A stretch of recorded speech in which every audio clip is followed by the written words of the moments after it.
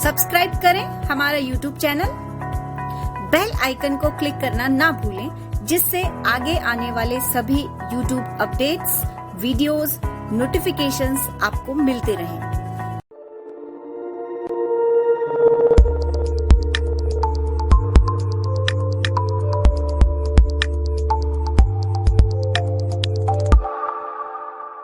मित्रों, हिंदी व्याकरण के कुछ नए अध्यायों की ओर हम लोग प्रस्थान करते हैं और उसमें पहला है संज्ञा।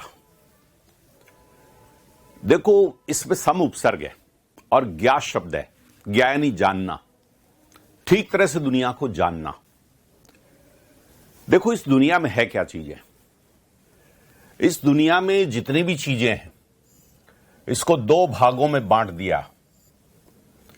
कुछ तो वस्तुएं हैं, वस्तु, और उसी में मनुष्य भी है, प्राणी जो भी है, जो दिखता है साफ,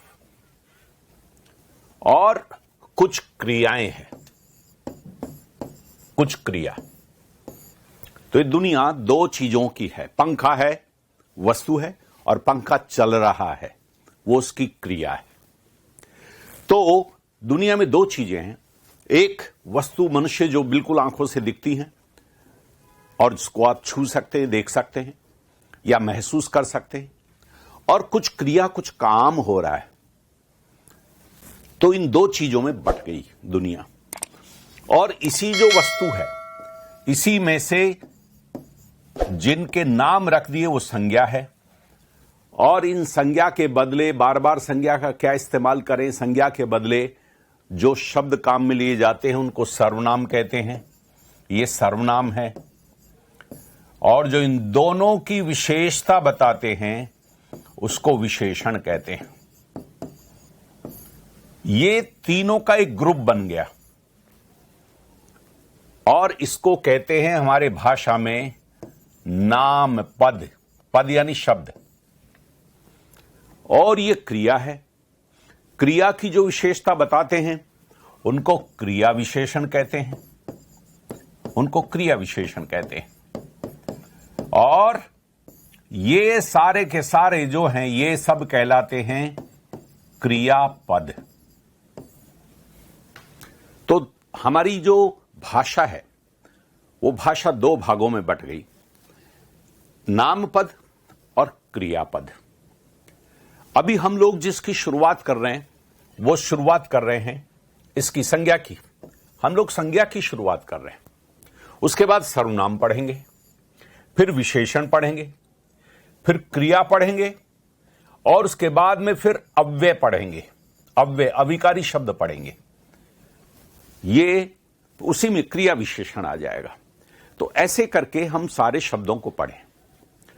अब ये जितने भी शब्द हैं, इनके कुछ के तो रूप बदलते हैं और कुछ के रूप नहीं बदलते। तो जिनके रूप बदलते हैं उनको विकारी शब्द कहते हैं, विकार आना यानी परिवर्तन आना।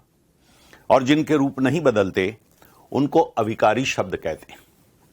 तो देखो, पहले विकारी शब्द जिनमें देखिए लिंग, वचन, पुरुष, कारक और काल, ये पांच हमारी वैयाकरणिक कोटियां हैं, पांच व्याकरण के कॉन्सेप्ट्स हैं। लिंग, वचन, पुरुष, कारक और काल। इनके अनुसार अगर शब्द में विकार आता है, मीन्स परिवर्तन आता है, उनको कहते हैं विकारी शब्द। और जिनमें परिवर्तन होता ही नहीं, कोई भी कैसा लिंग, वचन, पुरुष, कारक, काल का असर ही नहीं होता जिन पर, जो हमेशा एक जैसे रहते हैं, उनको कहते हैं अविकारी शब्द। देखिए, विकारी शब्दों में लिंग का देखो, लिंग का क्या प्रभाव पड़ता है। ये लड़का है और ये लड़की है, लड़का का लड़की बन गया। इसी प्रकार से पढ़ता, क्रिया में परिवर्तन आ, पढ़ता और पढ़ती है। ये हमारी संज्ञा है, लड़का लड़की। तो संज्ञा फिर विकारी शब्द हो गया ना, क्योंकि इसका लिंग पर असर आता है। स्त्रीलिंग में अलग रूप है, पुल्लिंग में अलग रूप है। क्रिया में भी परिवर्तन आता है, क्रिया भी विकारी शब्द है। वचन देखिए, लड़का एक वचन है, ये लड़का है एक वचन, और ये लड़के हो गया बहुवचन। देखो, आ का ए हो गया, ये वचन की वजह से परिवर्तन हुआ। इसका मतलब लड़का विकारी शब्द है, वचन का असर भी लेता है। क्रिया भी देखो, यह है पढ़ता और यह है पढ़ते, यह है और यहां ये बिंदी लग गई और ये है हो गया। इसका मतलब ये बदल रहे हैं, ये वचन के अनुसार बदल रहे हैं। देखो कारक के अनुसार, ये कारक ने कारक लग गया। अब बताओ, ये जो लड़के हैं, ये लड़के बहुवचन है कि एक वचन है? लड़के ने पढ़ा, कितने लड़कों ने पढ़ा? एक लड़के ने। और ये लड़के, ये बहुवचन है, लड़के पढ़ते हैं, यहां भी लड़के और यहां भी लड़के, ये बहुवचन और ये एक वचन है। तो बताइए, ये जो लड़का पढ़ता है, यही तो लड़का ये है। ये वर्तमान काल में पढ़ता है, इसने भूतकाल में पढ़ा। ये जो लड़का का लड़का लड़के बन गया, ये किसकी वजह से बना? कारक लग गया आगे, यहां कारक चिन्ह नहीं है, इसलिए लड़का पढ़ता है। और यहां आ गया ने आ गया तो लड़के ने पढ़ा। लड़के से पुस्तक ले लो, से आ जाएगा तो भी लड़के से पुस्तक लो। लड़के में बहुत गुण है, में कारक चिन्ह आ गया तो लड़के में, वही लड़का बार बार लड़के बनेगा क्योंकि कारक चिन्ह ऐसे आ गया। इसका मतलब कारक से भी हमारे शब्दों में परिवर्तन आता है। तो बता रहे कि विकारी शब्द लिंग की वजह से, वचन की वजह से, कारक की वजह से परिवर्तित होते हैं। और देखिए पुरुष की वजह से, पुरुष का मतलब होता है कथन। पुरुष का मर्द तो होता ही है, वो तो हम सब जानते हैं, लेकिन व्याकरण में पुरुष का अर्थ है कथन। देखो कथन 3 प्रकार का होता है। या तो आप अपने बारे में कहते हो, मैं पढ़ता हूं, या दूसरा जो सुनने वाले के बारे में कहते हो, तुम पढ़ते हो, सेकंड पर्सन तो तुम पढ़ते हो, या फिर किसी तीसरे आदमी के बारे में कहते हो, वह पढ़ता है। मैं पढ़ता हूं, तुम पढ़ते हो, वह पढ़ता है। ये 3 प्रकार का कथन हो गया। खुद के बारे में कहना, सुनने वाले के बारे में कहना और किसी अन्य के बारे में कहना, इसे कहते हैं, इसको पुरुष कहते हैं। ये कथन 3 प्रकार का। अब देखो इस पुरुष का असर देखिए।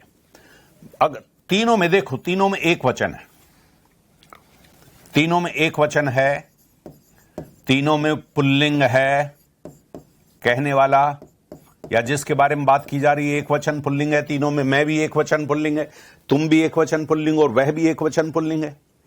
इसके बावजूद देखो, मैं पढ़ता, तुम पढ़ते, वह पढ़ता, ये पढ़ते हो गया ते, किसकी वजह से हुआ? तुम की वजह से। यह है पुरुष।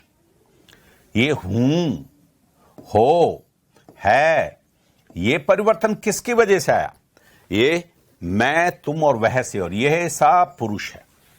इसका मतलब पुरुष के अनुसार भी परिवर्तन होता है। जबकि देखिए तीनों में पुल्लिंग है और एक वचन है।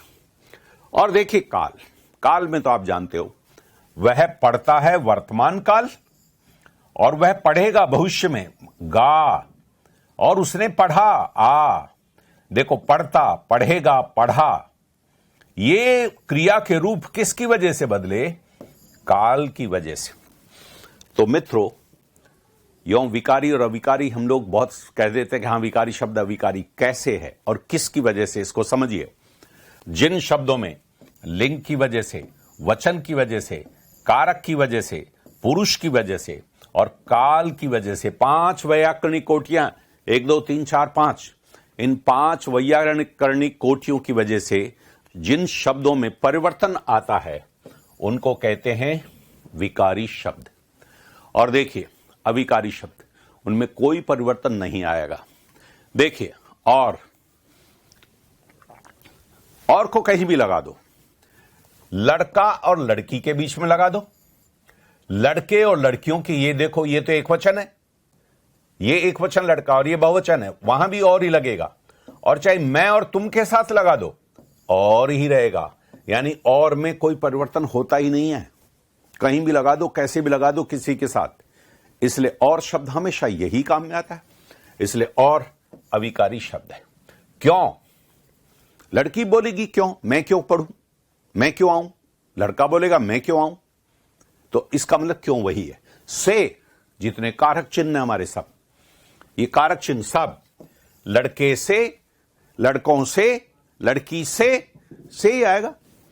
ऐसे देखो धीरे धीरे, ये है लड़का धीरे धीरे चलता है, लड़की धीरे धीरे चलती है, नहीं लड़की भी धीरे धीरे चलती है, मैं धीरे धीरे चलता, तुम धीरे धीरे चलते हो। लो धीरे धीरे में तो कोई चेंज ही नहीं हुआ। ये भी हमारा अविकारी शब्द है। नहीं, सब यही बोलते हैं, लड़का हो चाहे लड़की हो, एक वचन हो बहुवचन हो, अरे सब यही कहेंगे। लड़की भी कहेंगे अरे ये तुमने क्या कर दिया, लड़का भी कहेगा अरे तुमने ये क्या कर दिया। अरे की जोड़ता है, लड़की ने कहा की, लड़के ने कहा की रहेगा। परंतु यदि देखो आप इन शब्दों को देखिए, भाषा में इनका रूप ही नहीं बदलता, लिंग वचन पुरुष कारक काल का इन पर असर नहीं होता, इनको कहते हैं अविकारी शब्द। अब देखो ये जो प्रकार है, इसमें किसी व्यक्ति, वर्ग, वस्तु, स्थान, भाव और विचार, हमारा अब हम संज्ञा के प्रकार पढ़ने जा रहे हैं। हम लोग आगे पढ़ेंगे संज्ञा के प्रकार।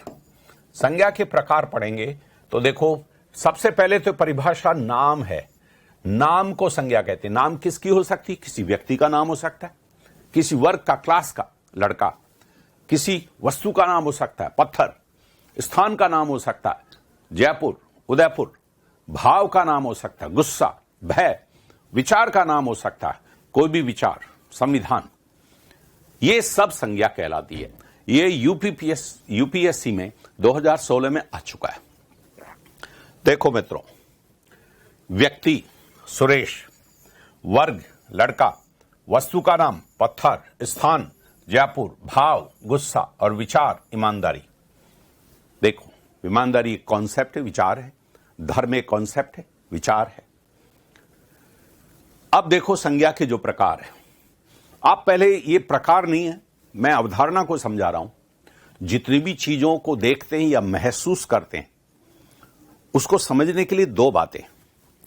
कुछ चीजें दिखाई देती हैं, ये दृश्यमान है, ये दृश्यमान है, और ये दिखाई नहीं देती, ये सिर्फ महसूस होती हैं। आप महसूस कर सकते हैं इनको, केवल फील कर सकते हैं, इनके बारे में सोच सकते हैं, इनके बारे में कल्पना कर सकते हैं, लेकिन ये आंखों से नहीं दिखाई देगी, कानों से इनकी आवाज सुनाई नहीं पड़ेगी।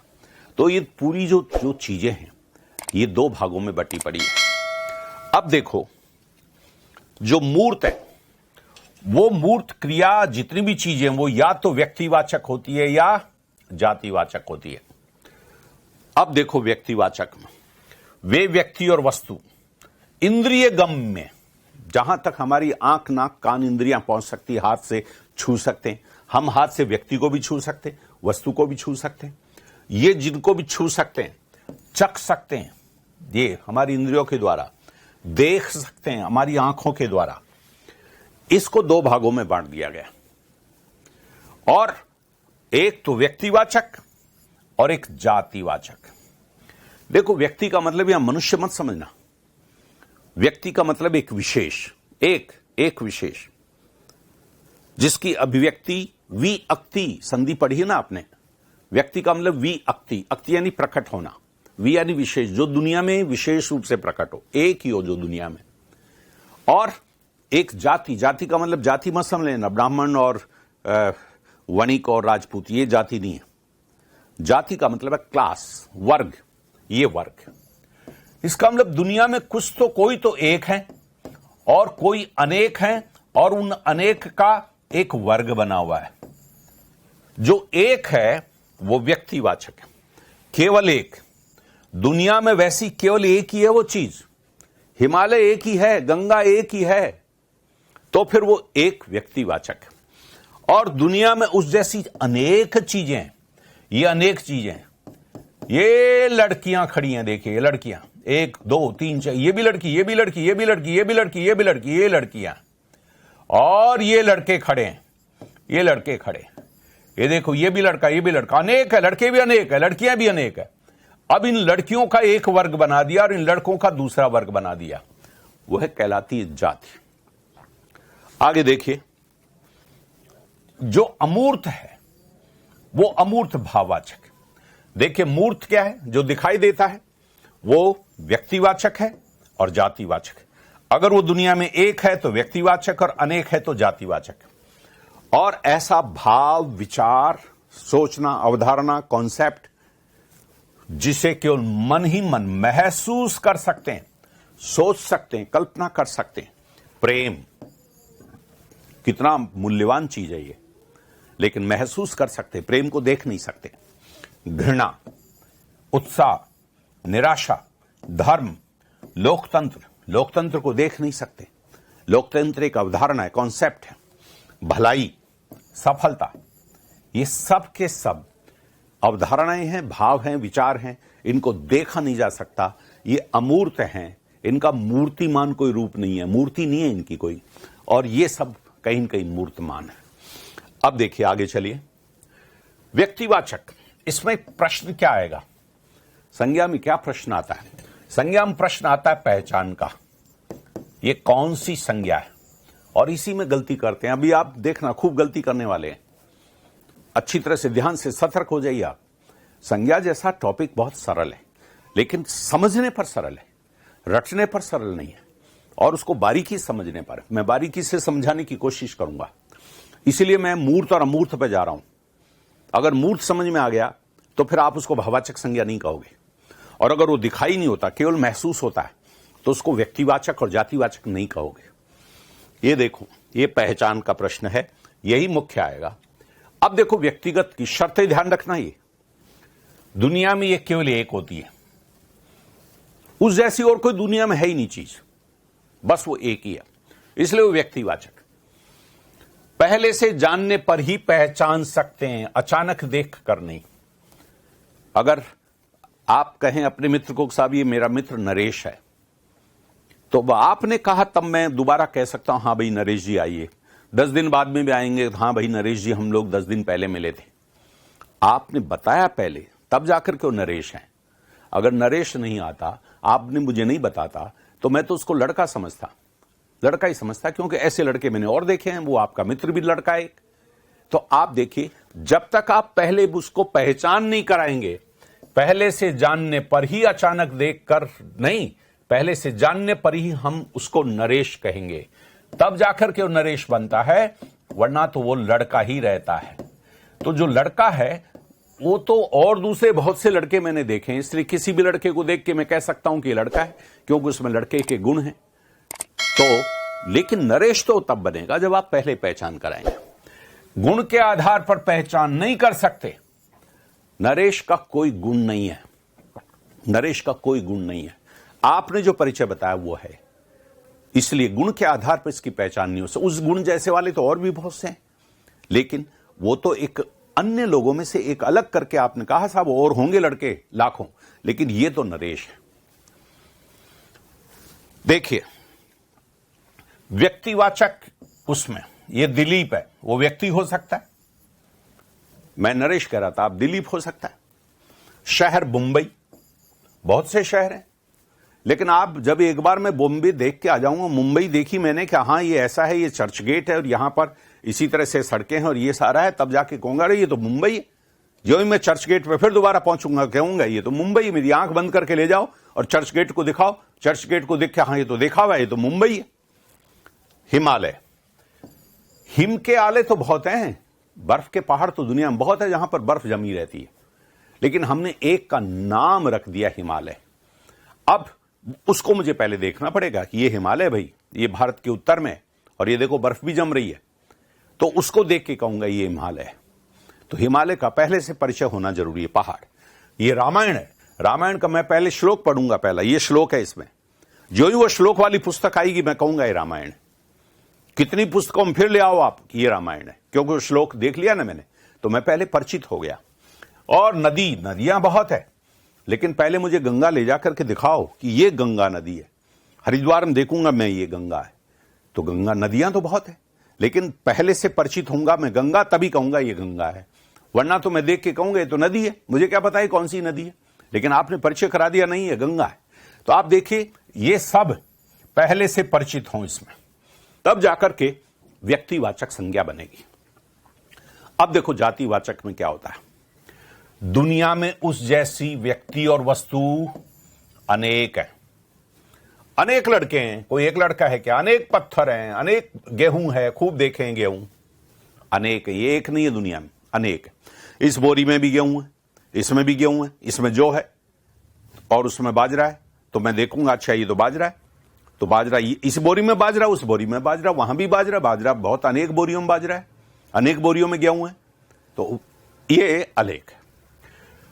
पहले से जानना देखना आवश्यक नहीं है उस चीज का, केवल उसके लक्षण और गुण जानना जरूरी है कि भाई बाजरा ऐसा होता है और गेहूं ऐसा होता है, मक्का ऐसी होती है। इस प्रकार से पहले से गुण जान लीजिए, फिर दोबारा जब आएगी कोई भी चीज आ जाए, नई बोरी ले आओ मक्का की, मैं पहचान लूंगा ये मक्का है, क्योंकि मैं मक्का के गुण जानता हूं। देखो नदी, हाँ नदी मुझे मालूम है, नदी ऐसे बहती है, पानी होता है उसमें, और पहाड़, पहाड़ बिल्कुल ऊंचा होता है, पत्थर होते हैं, जंगल, उसमें वृक्ष होते हैं, भवन, भवन मालूम है क्या होता है, कैसे दीवारों से बना हुआ छत वाला होता है, लड़का, लड़का भी मुझे मालूम है। तो इनके गुण मुझे पहले से पता है, इसलिए किसी को भी मैं देखूंगा इनमें से तो कह दूंगा ये है।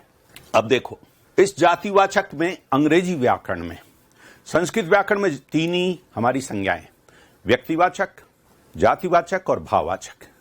लेकिन अंग्रेजी व्याकरण में उनके अपने कॉन्सेप्ट्स, आर्टिकल लगाने के, उसके दो उन्होंने कर दिए हैं, एक समूहवाचक और एक द्रव्यवाचक। ये गणनीय संज्ञाएं जिनको गिना जा सकता है। सेना, सेना, सेना समूह है, एक जवानों का समूह है, ऑफिसर्स का एक समूह है, और जवान और ऑफिसर्स को गिना जा सकता है।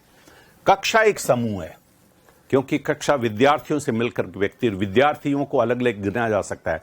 50 विद्यार्थी हैं, 40 विद्यार्थी हैं, 30 विद्यार्थी हैं, गिना जा सकता है। दूसरा, जिनको गिन नहीं सकते, चीनी को गिन नहीं सकते, एक चीनी, दो चीनी, चार चीनी नहीं कर सकते, एक मिट्टी, दो मिट्टी, एक पानी, दो पानी नहीं कर सकते। तो चीनी, मिट्टी, पानी, ये गणनीय संज्ञाएं नहीं है, इसलिए द्रव्यवाचक है। देखो द्रव अलग होता है, द्रव है पानी, जैसे पिघलने वाली चीज, दूध, तेल, ये जो पिघलने वाली चीज है इनको द्रव कहते हैं। ये द्रव नहीं है, द्रव्य है, और द्रव्य का अर्थ है पदार्थ। तो ये द्रव अलग है, ये जो है पिघलने वाली चीज, और ये पदार्थ है, कोई भी हो सकता है। चीनी, मिट्टी, ये पिघलती नहीं है, फिर भी ये द्रव्य है, ये द्रव्य है, ये भी द्रव्य है।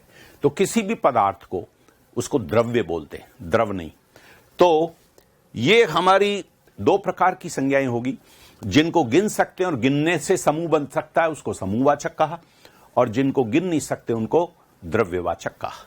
ये जातिवाचक संज्ञा के अंग्रेजी व्याकरण में और हिंदी व्याकरण में भी जो लोग अंग्रेजी व्याकरण से प्रभावित हैं, वो बगैर हिंदी व्याकरण की प्रकृति को देखे हुए इस पर भी प्रश्न पूछ लेते हैं। तो इसकी भी तैयारी करनी जरूरी है परीक्षा की दृष्टि से। देखो, ये एक स्पष्टीकरण है। स्पष्टीकरण यह है कि हिंदी वाचक में समूहवाचक द्रव्यवाचक के विभाजन का उपयोग ही नहीं है। अंग्रेजी में तो आर्टिकल आप लगाते हैं एन दी, और उसका उपयोग करने के लिए समूहवाचक में अलग व्यवहार करते, द्रव्यवाचक में अलग व्यवहार करते, लेकिन हिंदी में इसकी जरूरत ही नहीं है, और यहां आर्टिकल की कॉन्सेप्ट ही नहीं, आर्टिकल होते ही नहीं, इसलिए यह विभाजन जो है ठीक नहीं है। फिर भी प्रश्न पूछ लिए जाते हैं, इसलिए हमको जानकारी होनी चाहिए। मित्रों, आपके मन में एक सवाल पैदा हो सकता है, ये द्रव्य है और द्रव्य में पानी भी शामिल है, और पानी द्रव है, तो कि मैंने द्रव्य में पानी को क्यों रख दिया? पानी तो द्रव है। बिल्कुल सही रखा है। देखो, जो द्रव्य है, पदार्थ, ये पदार्थ है, और ये जो द्रव्य पदार्थ है इसके तीन पार्ट हैं। आप सब जानते हैं, एक है ठोस, और एक द्रव, और एक गैस। ये इसका मतलब द्रव्य में द्रव भी शामिल है। तो ये जो द्रव्य है इसमें पानी भी शामिल है, ये मिट्टी ठोस है, ये भी शामिल है, और अगर इसमें ऑक्सीजन होगी, ऑक्सीजन, तो वह गैस है, वो भी इसमें शामिल है। तो यहां पर द्रव्य में ये पानी भी शामिल है, ये द्रव है। तो लेकिन ये क्रियाएं जो हमारी संज्ञाएं विभाजित हुई है, वो समूहवाचक के रूप में और द्रव्यवाचक के रूप में हुई है। तो हम पानी को गिन नहीं सकते, इसलिए क्योंकि वो द्रव्य है। मिट्टी को नहीं गिन सकते, चीनी को नहीं गिन सकते, क्योंकि ये द्रव्य है। लेकिन हम इसमें विद्यार्थियों को गिन सकते हैं, और हम इसमें जवानों को गिन सकते हैं और इनसे समूह बनाया जा सकता है, इसलिए समूहवाचक है। देखो अब संज्ञा के पहचान का मसला है। ये पहचान देखो इन शब्दों को व्यक्ति, जाति और भाववाचक संज्ञाओं में छांटिए। व्यक्तिवाचक, जातिवाचक और भाववाचक, इनमें छांटिए। देखिए पर्वत क्या है? पर्वत देखो जाति है। और विंध्याचल, एक पहाड़ विशेष का नाम है, पहाड़ का नाम है वो विंध्याचल, भारत के मध्य में। नदी, अनेक नदियां होती है, नदियां तो जाती है। और सरयू व्यक्तिवाचक संज्ञा है। व्यक्ति का अर्थ यहां पर एक विशेष। तो देखो ये बहुत सरल है। अब सोचिए आप, पत्थर क्या है? पत्थर आप जातिवाचक मानेंगे। और संगमरमर और ग्रेनाइट, इसको आप व्यक्तिवाचक कह देंगे। जी नहीं, ये व्यक्तिवाचक नहीं है। यही खास बात समझाने की है। ये तीनों के तीनों जातिवाचक है। पत्थर भी जाति, इस पत्थर की उपजाति है। संगमरमर क्या एक ही होता है? इस घर में भी संगमरमर है, उस घर में भी संगमरमर है, उस घर में से इस खान में भी संगमरमर है, उस खान में भी संगमरमर है, उस खान में भी संगमरमर है। किसी को देखते ही आप पहचान जाते हो कि ये संगमरमर है। कैसे पहचानते हो? गुण के आधार पर। पत्थर को पहचान लेते हो, ये पत्थर है, ये फूल है, ये लकड़ी है। गुण के आधार पर आपने पत्थर को पहचाना। उसी प्रकार से गुण के आधार पर ही आपने संगमरमर को पहचाना और गुण के आधार पर ही आपने ग्रेनाइट को पहचाना। इसका मतलब देखो ये पत्थर है, ये पत्थर है, इसमें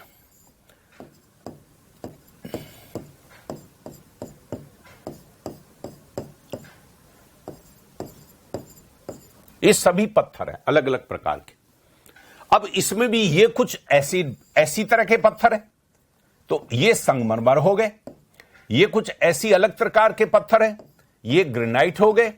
ये कुछ अलग है, ये कोटा स्टोन हो गए। और ये पत्थर कुछ अलग है, और ये हमारा धौलपुर हाउस के धौलपुर के पत्थर हो गए। अलग अलग पत्थर है, सब क्लास है। ये पूरी पत्थर एक वर्ग है, ये तो जाति है। और ये इसकी उपजातियां हैं, ये उपजाति है, पत्थर की उपजाति। तो ऐसे ही पत्थर अपने आप में एक जाति है, तो उसकी उपजाति है संगमरमर और दूसरी उपजाति है ग्रेनाइट। फिर भी ये उपजाति भी क्लास ही है, इसलिए आप इसको व्यक्तिवाचक संज्ञा नहीं मानेंगे, ये भी जातिवाचक है। आगे चलिए देखिए, वस्तु क्या है? वस्तु भाववाचक संज्ञा मित्रों। आप वस्तु को छू नहीं सकते। जिसको छुओगे वो कोई चीज है। आप लकड़ी को छुओगे, लकड़ी एक वस्तु है, लेकिन आप कहोगे किसको छुआ? आपने लकड़ी को छुआ। आप कुर्सी को छुओगे, कुर्सी एक वस्तु है, लेकिन कुर्सी को छुआ। तो फिर वस्तु क्या है? वस्तु एक कॉन्सेप्ट, व्यक्ति एक कॉन्सेप्ट, व्यक्ति और वस्तु। तो जो मनुष्यों के बारे में बात करेंगे वो व्यक्ति है, और जो निर्जीव चीजें वो वस्तु है।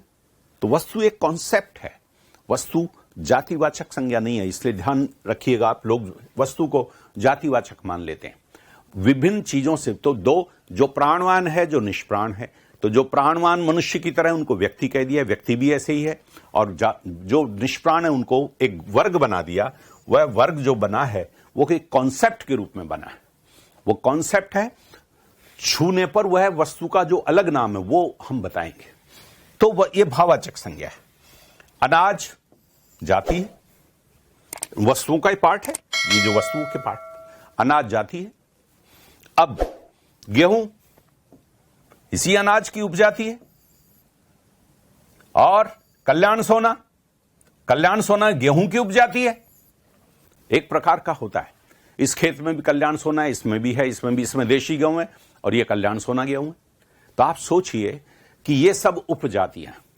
आप अलग से खुद पहले बगैर देखे, अगर आपको कल्याण सोना का गुण पता है कि उसकी बालें कैसी होती है या उसका आकार कैसा होता है, तो बोरी में पहचान सकते हैं और खेत में पहचान सकते हैं कि ये कल्याण सोना है और ये देशी है। तो इसी प्रकार से ये गेहूं और ये जो है ये बाजरा है और ये मक्का है, आप पहचान सकते हैं। फूल देखिए, फूल, अब फूल और कमल, गेंदा और गुलदाउदी। अब विचार कर लीजिए आप, ये एक फूल तो कौन सी संज्ञा है, और कमल, जी हां, ये भी जातिवाचक, ये भी जातिवाचक, और गेंदा ये भी जातिवाचक, और ये भी गुलदाउदी। आप पहले से इनके गुणों को जानते हैं। कमल को देख के कहेंगे ये तो कमल है, और गेंदे को देखकर कहेंगे गेंदा है, और गुलदाउदी को देख कहेंगे गुलदाउदी, पहले से जानते हैं ये फूलों की ही उपजातियां हैं। तो देखो ये सब के सब जातिवाचक है। तो आप देखो अभी जो कॉन्सेप्ट जो क्लियर हो रहा है वो ये है, अगर दुनिया में केवल एक ही है और उसका नाम पहले से निर्धारित है, वो तो है व्यक्तिवाचक संज्ञा, और दुनिया में उस जैसी अनेक हैं और गुणों के आधार पर उस चीज को पहली बार देखने पर भी गुणों के आधार पर पहचान सकते हो, वो फिर जातिवाचक संज्ञा है। अब देखो बहुत महत्वपूर्ण बात यह है, पहचान का प्रश्न आता है, यह आता है कि भाववाचक संज्ञा की कैसे पहचान हो। वैसे ज्यादातर भाववाचक संज्ञा को लोग पहचान लेते हैं क्योंकि वो दिखती नहीं है, महसूस करती है। फिर भी थोड़ा इसके प्रत्ययों के आधार पर हम लोग भाववाचक संज्ञा को पहचाने।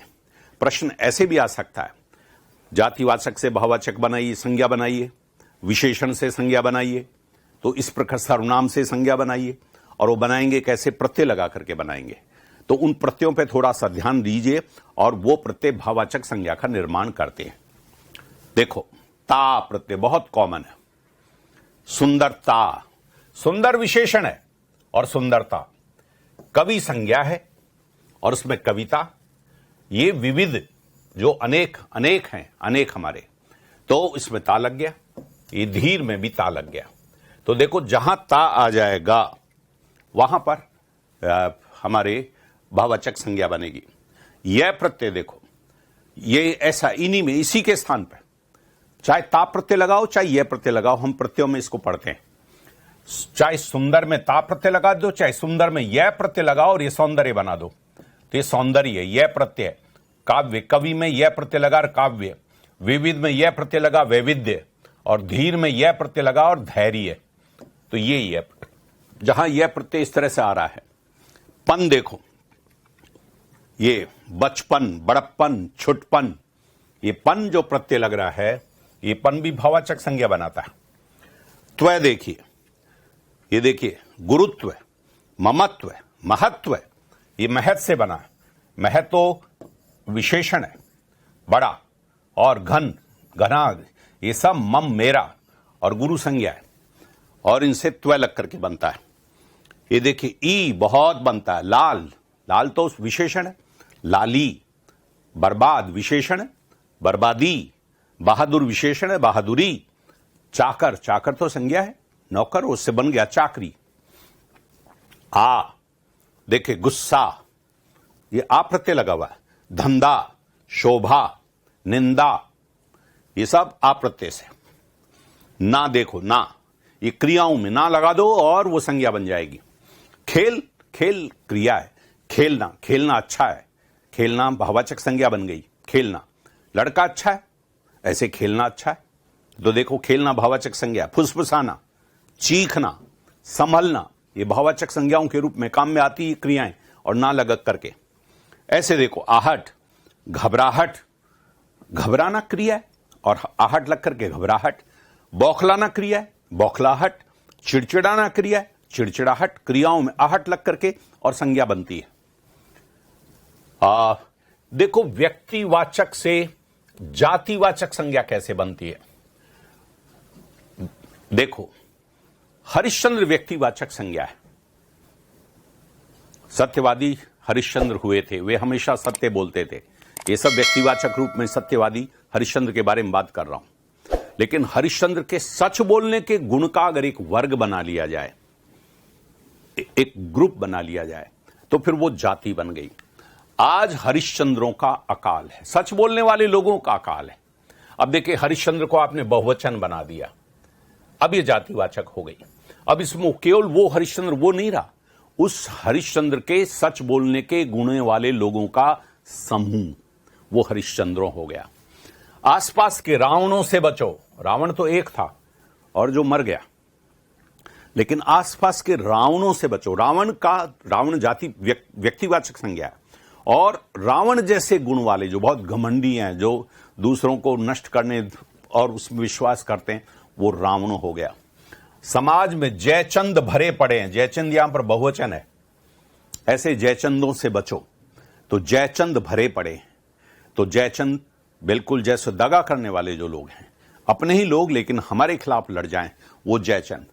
अब देखो ये सब के सब व्यक्तिवाचक संज्ञा थी, ये व्यक्तिवाचक संज्ञा थी और बहुवचन बनने पर क्या बन गई है, उसी प्रकार के गुणों वाला एक समूह बन गया और इसलिए जातिवाचक बन गई। तो देखो ऐसे प्रश्न आते हैं, ऐसे ही प्रश्न आ जाएंगे इनमें से, और आएंगे अभी आने वाले हैं आपके, इसलिए आप सतर्क रहिए। जातिवाचक संज्ञा से व्यक्तिवाचक बन जाता है। मूलतः शब्द जाति का वाचक, एक वर्ग का सूचक है, लेकिन वो एक व्यक्ति के रूप में इस्तेमाल होता है। देखिए, गांधी जी ने अहिंसा का पालन किया। गांधी तो एक जाति का नाम है और गांधी बहुत है। आज भी लाखों लोगों का सरनेम गांधी है, लाखों लोगों का। लेकिन जब कहते कि गांधी जी ने अहिंसा का पालन किया तो सीधे मोहनदास करमचंद पर ध्यान जाता है। तो देखो, शब्द तो गांधी जो है, गंध बेचने का काम करने वाले लोग उसी से बन गए, गांधी बन गए। तो वो गांधी अब यहां पर इस संदर्भ में, इस वाक्य में व्यक्तिवाचक संज्ञा बन गया। महात्मा गांधी के लिए काम में आ रहा है ये अकेले। नेताजी ने आजाद हिंद फौज बनाई। अब नेता तो एक जातिवाचक संज्ञा है। हमारे राजनीतिक दलों के जो नेता हैं वो उनका व्यवहार बहुत और अच्छा होना चाहिए, जनता की सेवा करने वाला होना चाहिए। ये जब नेता, अब यहां पर नेता शब्द को काम में ले रहे हैं, तो अब हम सभी उन नेताओं के बारे में बात कर रहे हैं, तो वो जातिवाचक शब्द है। लेकिन नेताजी ने आजाद हिंद फौज कराई, यहां पर नेताजी कौन? सुभाष चंद्र बोस। उनको हम नेताजी कहने लगे, नेताजी बहुत है। तो यहां पर फिर नेता व्यक्तिवाचक संज्ञा, ये जातिवाचक किस्म बदल गई, व्यक्तिवाचक। पंडित जी भारत के प्रथम प्रधानमंत्री थे। अब सीधा जवाहरलाल नेहरू पे जा रहा है, जबकि पंडित जी तो एक जाति है, हमारे पंडित होते ही हैं, तो वो जाति है। लेकिन यहां पर पंडित जी, पूजा पाठ कराने वाले पंडित जी नहीं होंगे, यहां पर जवाहरलाल है। तो देखो किस प्रकार से ये जातिवाचक संज्ञाएं थी और ये व्यक्तिवाचक संज्ञाओं के रूप में काम आती है। मित्रों, शब्द भूमिका क्या अदा करता है, इस पर निर्भर है। भूमिका, वाक्य में भूमिका क्या है। ये सब थे व्यक्तिवाचक संज्ञाएं, लेकिन यहां पर एक वर्ग की भूमिका निभा रहे हैं, इसलिए जातिवाचक हैं। ये सब हैं जातिवाचक संज्ञाएं, लेकिन एक व्यक्ति विशेष के बारे में काम में आ रही हैं, इसलिए ये व्यक्तिवाचक संज्ञाएं। तो संज्ञाओं का प्रयोग महत्वपूर्ण है। देखो, भाववाचक संज्ञा का निर्माण जातिवाचक संज्ञा से होता है। ये लड़का जातिवाचक है और इसमें पन लगा दिया और मित्रता लगा दिया। तय, मैं दूसरे ढंग से बता रहा हूं, वही प्रत्यय सर्वनाम से बनता है। देखो, अपना और उसमें पन लगा दिया, अपनापन आ गया। मम से ममत्व आ गया, वही ममत्व, पुरुषत्व, ममत्व, मम यानी मेरा, तो ये तो सर्वनाम है और उससे ममता बन गई। ममता तो प्रेम को कहते हैं। और निज यानी मेरा, अपना, और ये निजत्व आ गया। तो ये सर्वनाम में भी तय लग गया और पन लग गया, और यहां पर भी ये जातिवाचक में भी लग गया, सर्वनाम में भी लग गया, और ये भाववाचक संज्ञा बन गई। और देखिए आप, विशेषण से बन रही है। देखो, बूढ़ा आदमी और उसमें आपा प्रत्यय लग के आ गया बुढ़ापा, ये भाववाचक संज्ञा है। ये सब भाववाचक संज्ञा है मित्रों, और ये सब विशेषण है। चतुर लड़का और चतुराई, आई प्रत्यय लग गया। मीठा, मिठास, मीठा जो है मीठा अनाज, मीठा चावल, तो चावल के पहले मीठा लग गया, विशेषण है। और मिठास, इसकी मिठास अच्छी है, आस प्रत्यय लग गया। खट्टा, खटास, खट्टा विशेषण है, खटास। कंजूस लड़का, कंजूस आदमी, और उससे कंजूसी, ई प्रत्यय लग गया, भाववाचक संज्ञा बना रही है। लघु, ता प्रत्यय लग गया। लघु मानव, छोटा, और लघुता। गरीब, और उससे गरीबी भाववाचक संज्ञा बन गई।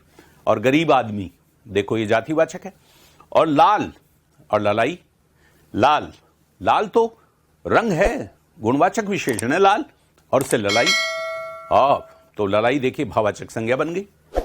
अब देखो क्रिया से बनता है। चढ़ना क्रिया है और से बन गई चढ़ाई, आई। दौड़ना क्रिया, दौड़। मूल तो ये ना तो हमने लगा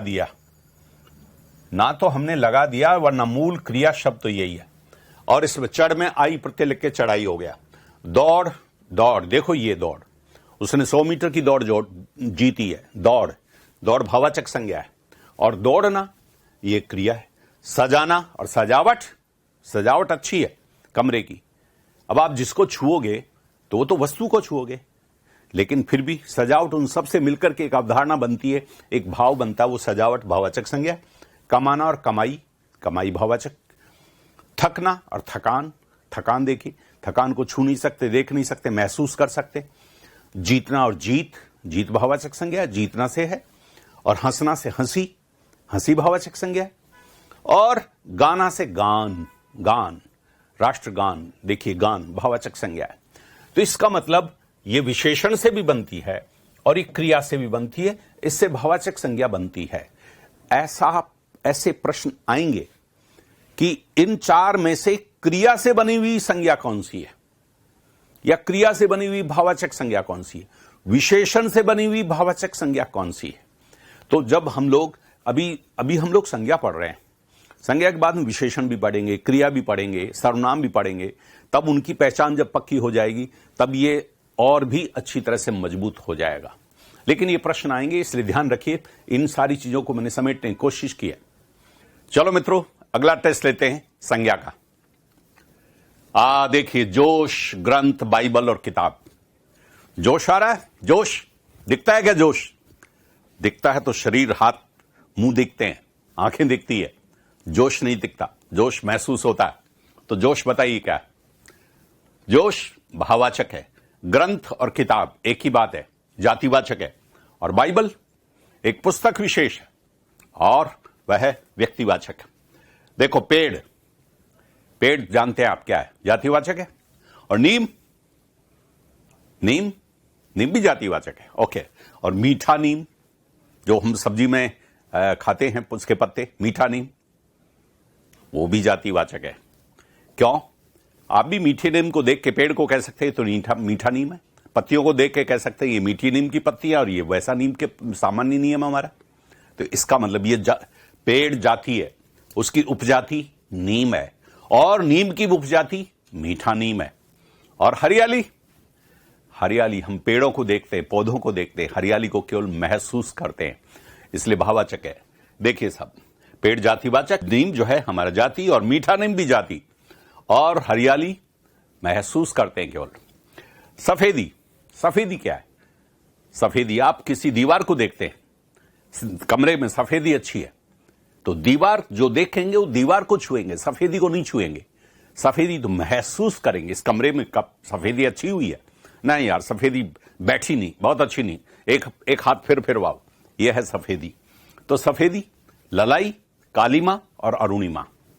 देखो, कालीमा, ललाई लाल से बनती ललाई, और काला से बनता कालीमा, और अरुण लाल को कहते हैं, तो उसी से अरुणिमा बन गई।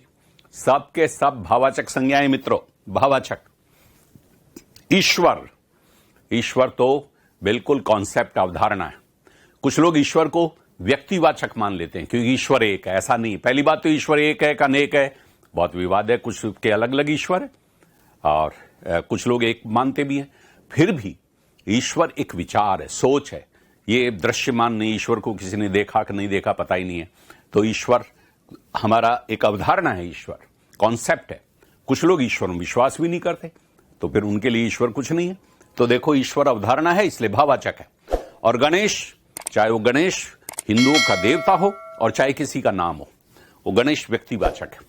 और देखिए, पशु, और पशु जाति है और कुत्ता भी जाति है। कुत्ता तो जाति है ही, आप पहचान लेते हो, गुण के आधार पर पहचान लेते हो। पूंछ अगर मुड़ी हुई है पहचान लोगे कुत्ता ही है। लेकिन सब ये पोमेरेनियन कुत्ता, ये भी जाति है, ये कुत्तों की भी उपजाति है। तो देखो, पशु एक जाति है और उस जाति की उपजाति है कुत्ता, और कुत्ते की उपजाति है पोमेरेनियन कुत्ता। तो मित्रों, ये भी हमारा जाति है।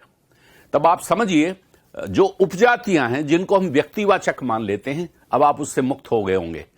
उपजाति, फिर उसकी उपजाति, वो सब जातिवाचक संज्ञाएं हैं। चलिए आगे चलते हैं।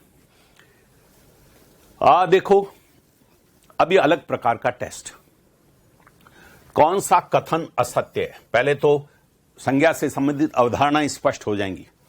हिंदी में संज्ञा 3 प्रकार की होती है, व्यक्तिवाचक, जातिवाचक और भाववाचक। ये बिल्कुल सही है। ये जो 2 जो हैं वो अंग्रेजी व्याकरण के आधार पर बनाई गई संज्ञा है, लेकिन 3 है। जिन शब्दों में लिंग, वचन, पुरुष, कारक और काल के अनुसार परिवर्तन होता है उनको विकारी शब्द कहते हैं। बात सही है क्या? बिल्कुल सही है, आप पढ़ चुके हैं। जो किसी मनुष्य की जाति विशेष का परिचय दे, मनुष्य मान लो ब्राह्मण है कि क्षत्रिय है कि वणिक है, उसे जातिवाचक संज्ञा कहते हैं।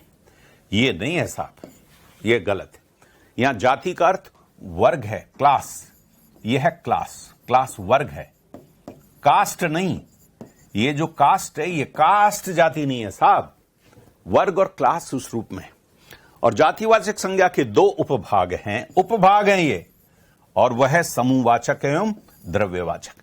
मुख्य तो जातिवाचक संज्ञा ही है, फिर उसके दो उपभाग कर लिए गए, इसलिए वो अलग से संज्ञाएं नहीं है, वो इसी जातिवाचक के ही पार्ट है।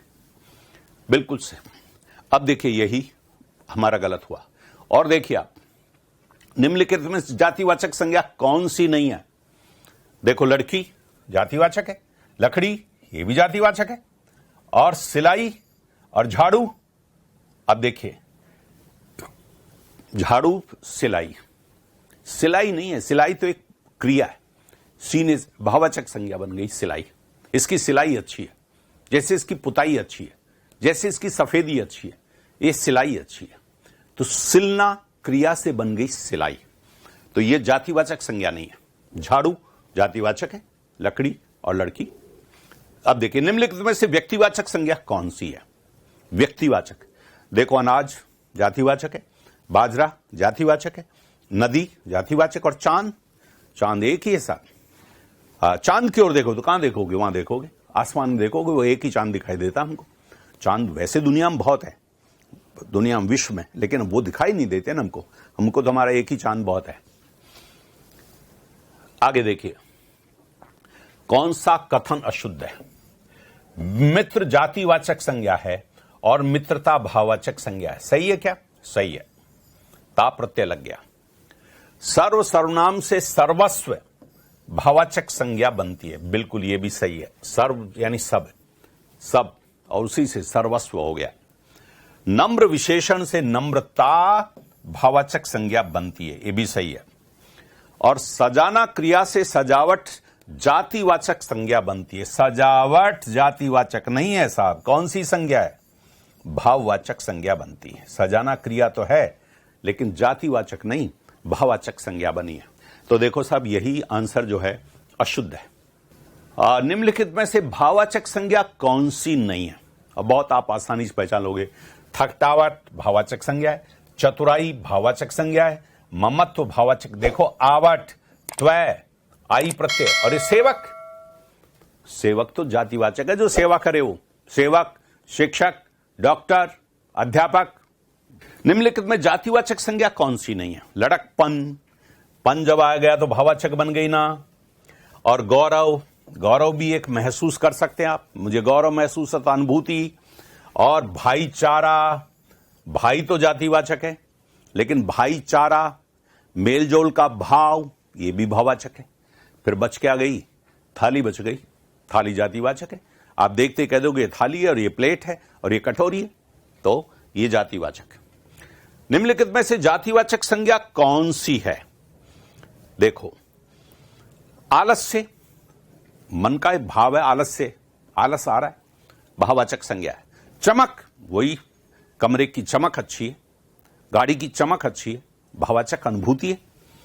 और जीत, जीत भी भाववाचक है। ये रही भिंडी आपकी, ये भिंडी पदार्थ है, भिंडी पदार्थ है इसलिए भाववाचक नहीं है। तो जातिवाचक संज्ञा कौन सी रही? हमारी भिंडी रह गई। देखो, यह आया हुआ है टीचर ग्रेड 3 में, एग्जाम में 2012 में आया हुआ है। विद्वान विशेषण से बनी भाववाचक, ये तो उल्टा हो गया, भाववाचक, ठीक कर लें आप, भाववाचक संज्ञा है। विद्वान विशेषण से बनी भाववाचक संज्ञा कौन सी है?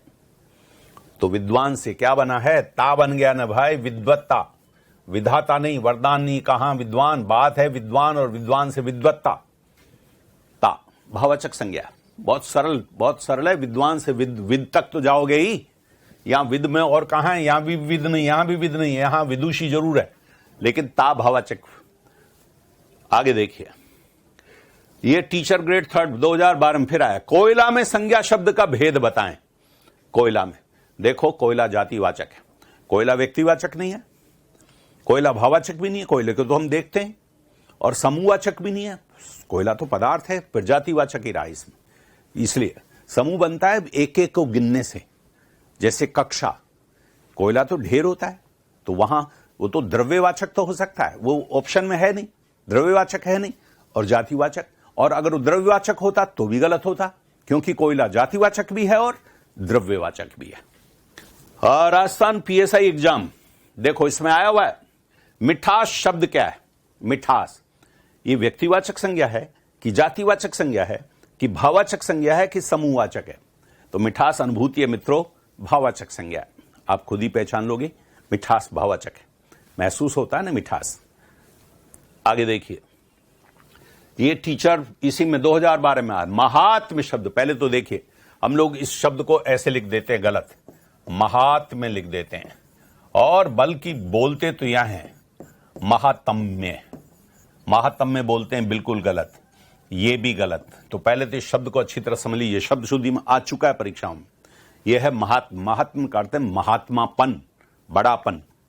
तो महात्मा से बना है, महात्मा में यह प्रत्यय लगने से बना है महात्म्य। यह प्रत्यय लगा, भाववाचक संज्ञा बना रहा है। तो देखिए, भाववाचक संज्ञा महात्मापन, यह प्रत्यय है महात्मापन। ये देखो, उत्तराखंड के पीएसआई में आया हुआ है, देश को हानि जयचंदों से होती है में रेखांकित में संज्ञा। रेखांकित कौन है? जयचंदों में। तो बताइए, जयचंद व्यक्तिवाचक संज्ञा है क्या? नहीं है। क्या वह है फिर? ये जातिवाचक संज्ञा है। जयचंदो हो गया ना, बहुवचन हो गया, अभी आपने पढ़ा, तो जयचंदो जातिवाचक हो गया। अब देखिए, ये आरआरबी एग्जाम 2005 में आया, निम्नलिखित में कौन द्रव्यवाचक संज्ञा नहीं है?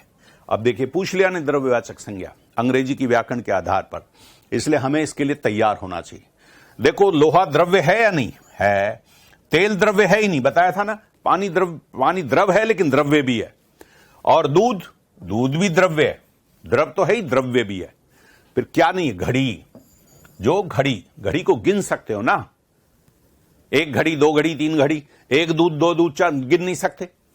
तेल को गिन नहीं सकते, एक तेल, दो तेल, एक लोहा, दो लोहा, जिनको गिन नहीं सकते तो वे द्रव्यवाचक संज्ञाएं होती हैं।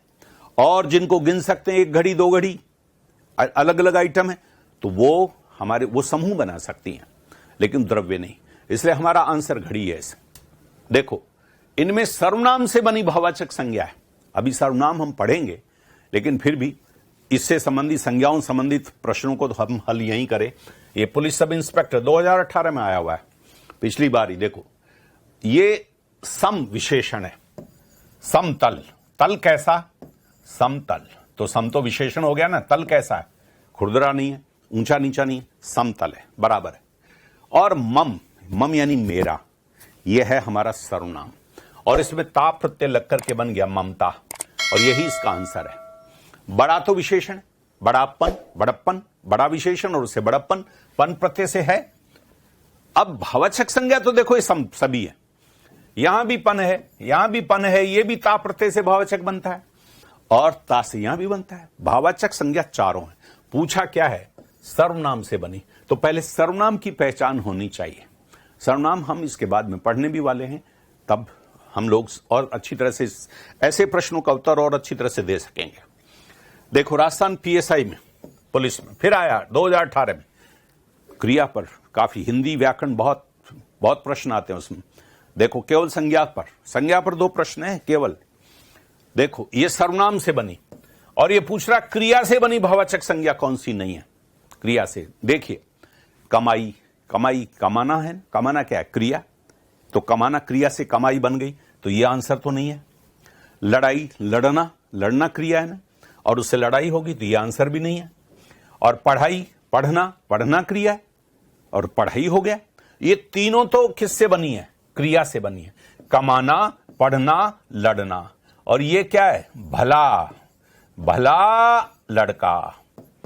तो बताइए, भला क्या है? भला तो विशेषण, आगे विशेषण भी पढ़ेंगे हम। भला तो विशेषण से बनी हुई संज्ञा है, भलाई। भला क्रिया नहीं है, तो देखो क्रिया के बारे में सोचना पड़ेगा और ऐसा होगा। ये ऐसे प्रश्न है जब हम सारा पढ़ लेंगे, क्रिया भी पढ़ लेंगे, विशेषण भी पढ़ लेंगे, सर्वनाम भी पढ़ लेंगे और फिर संज्ञा पे पढ़ेंगे तो ये प्रश्न और भी आसान हो जाएंगे। फिर भी कोई बहुत मुश्किल नहीं है। कमाना क्रिया, लड़ना क्रिया, पढ़ना क्रिया, तो तीनों तो है नहीं, वही होगा। आगे चलिए देखिए। देखो राजस्थान पुलिस के 2018 में किस विकल्प के सभी शब्द विशेषण से बनी भाववाचक संज्ञा है? बराबर पुलिस सब इंस्पेक्टर भी ये पूछा गया है, संज्ञा किससे बनी है? सर्वनाम से पूछी, क्रिया से पूछी और विशेषण से पूछी। इसलिए आप देखिए जो मैंने आपको पहले बताया था वो बिल्कुल पाठ्यक्रम के अनुसार संज्ञा की तैयारी है कि यह संज्ञा बनी किससे है। देखो यह आ गया महत, बड़ा, सुंदर विशेषण है और प्रथम विशेषण है। प्रथम जो है हमारा संख्यावाचक विशेषण है पहला, और सुंदर गुणवाचक विशेषण, महत गुणवाचक विशेषण है। ये तीनों के तीनों इससे बनते हैं। अब देखिए मनुज ये तो विशेषण नहीं है, ये तो संज्ञा है। स्वस्थ से बना है, स्वस्थ विशेषण है। और नीति तो भाववाचक संज्ञा है, तो फिर ये भी विशेषण नहीं है। प्रश्न क्या है? विशेषण से बनी सभी शब्द विशेषण से बने। हमें विशेषण ढूंढना पड़ेगा। विशेषण की जिसकी पहचान है वो इस प्रश्न का उत्तर दे सकता है। पहले विशेषण को पहचानो। तो महत यानी बड़ा विशेषण है, सुंदर विशेषण है, प्रथम विशेषण है। लेकिन ये मनुज और नैतिकता, नीति, ये भाववाचक संज्ञाएं। छुटपन छोटा विशेषण है, लेकिन लड़का ये तो संज्ञा हो गई, तो फिर ये भी आंसर गलत है। धार्मिकता, धर्म संज्ञा है, भाववाचक संज्ञा है, वो ये भी आंसर। धीर भाववाचक संज्ञा है। गुरु तो विशेषण है, गुरु लघु। और पशु विशेषण नहीं है, पशु जातिवाचक संज्ञा है। तो आप देखिए इनमें पहला ही आंसर हमारा सही होगा। नो, ये नहीं हो रहा। हमारा पहला आंसर सही है, महत्व, सौंदर्य और प्राथमिकता। ये पहला आंसर है, पशु नहीं है। ये नहीं होगा, ये रॉन्ग आंसर लग गया है। तो मित्रों इसका पहला आंसर हमारा सही है। अब देखिए किस वाक्य में जातिवाचक संज्ञा विशेषण से नहीं बनी है? किस वाक्य में जातिवाचक संज्ञा विशेषण से नहीं बनी है? देखो, बूढ़ों की विशेष देखभाल की जरूरत है। देखो बूढ़ा संज्ञा बन गई। हमारे विशेषण कैसे संज्ञाओं का काम करते हैं? देखिए ये वाक्य था बूढ़े लोगों की।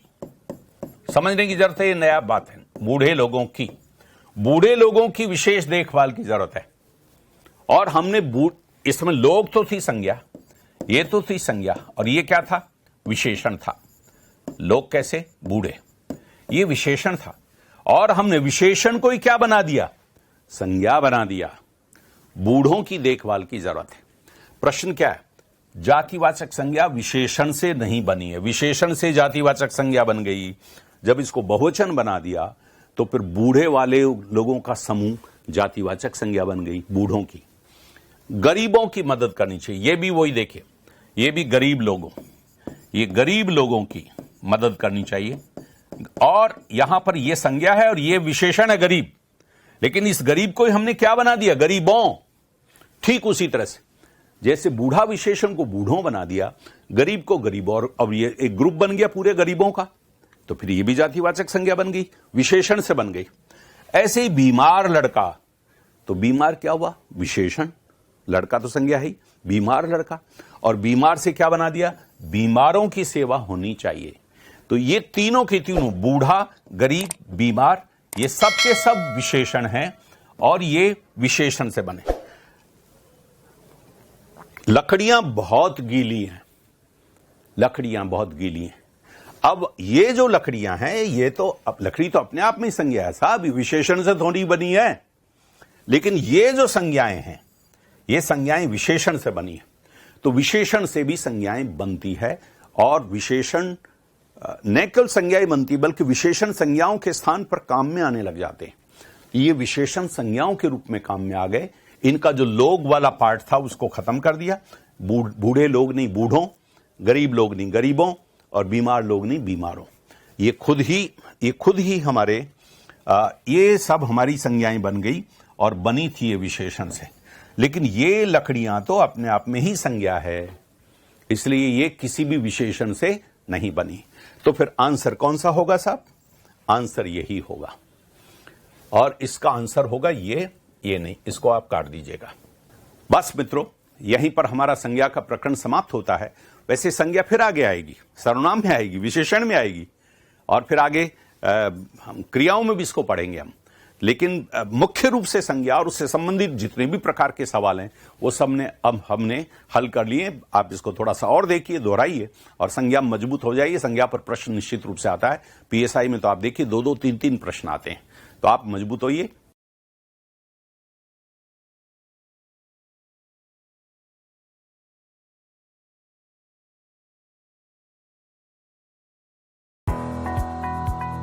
सब्सक्राइब करें हमारा YouTube चैनल, बेल आइकन को क्लिक करना ना भूलें, जिससे आगे आने वाले सभी YouTube अपडेट्स, वीडियोस, नोटिफिकेशंस आपको मिलते रहें।